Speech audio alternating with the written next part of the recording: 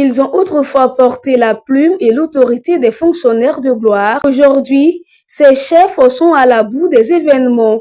Certains, affaiblis par l'âge et une santé fragile, peinent à se déplacer. D'autres croulent littéralement sous le poids des ans. Face à ce constat, la chefferie Oué, émue, a décidé de sortir des gestions habituelles qui paralysent trop souvent les communautés. Le samedi 18 avril, la deuxième session extraordinaire des chefs Oué s'est tenue.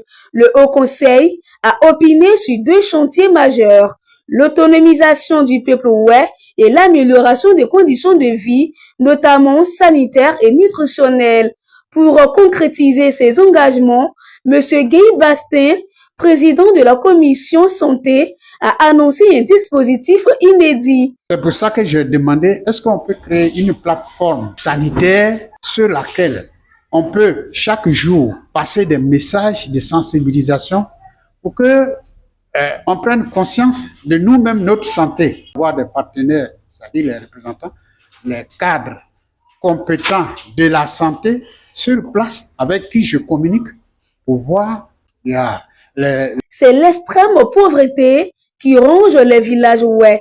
Pour y faire face, Sa Majesté Dr Guy-Mossio, chef suprême, a pris un engagement fort. Président de la solidarité qui est venu nous dire qu'est-ce qu'elle entend faire pour la manifestation de la solidarité au niveau des villages, au niveau des départements, au niveau des cantons et des régions du Cavalier et du Guémon. Parce que là encore, il y a une extrême pauvreté dans nos villages.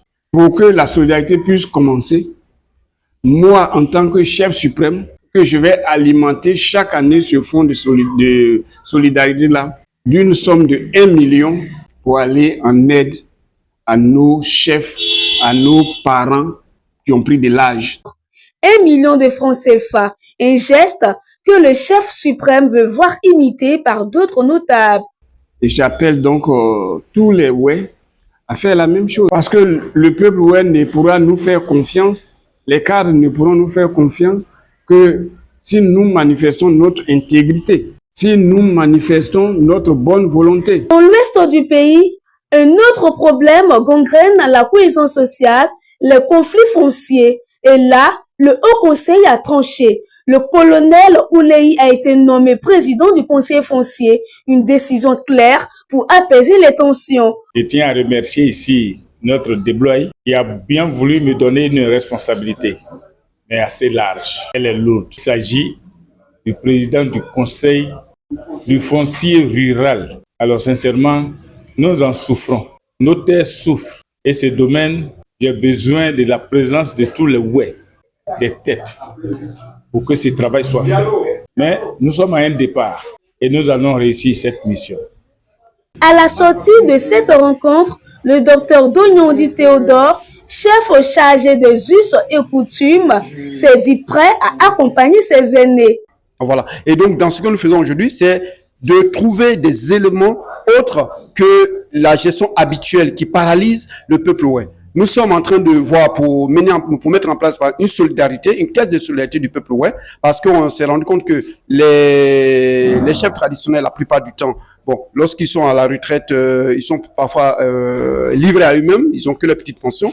Donc, avec les instructions que nous avons reçues du chef suprême, c'est de faire en sorte que nous puissions accompagner nos aînés, nos dévanciers, les patriarches dans la gestion du bien commun du peuple oué. Entre urgence sanitaire, précarité, conflits fonciers et renouveau des solidarités, la chefferie Oué tente de se réinventer. Reste à savoir si les promesses de ce jour tiendront leurs promesses de lendemain.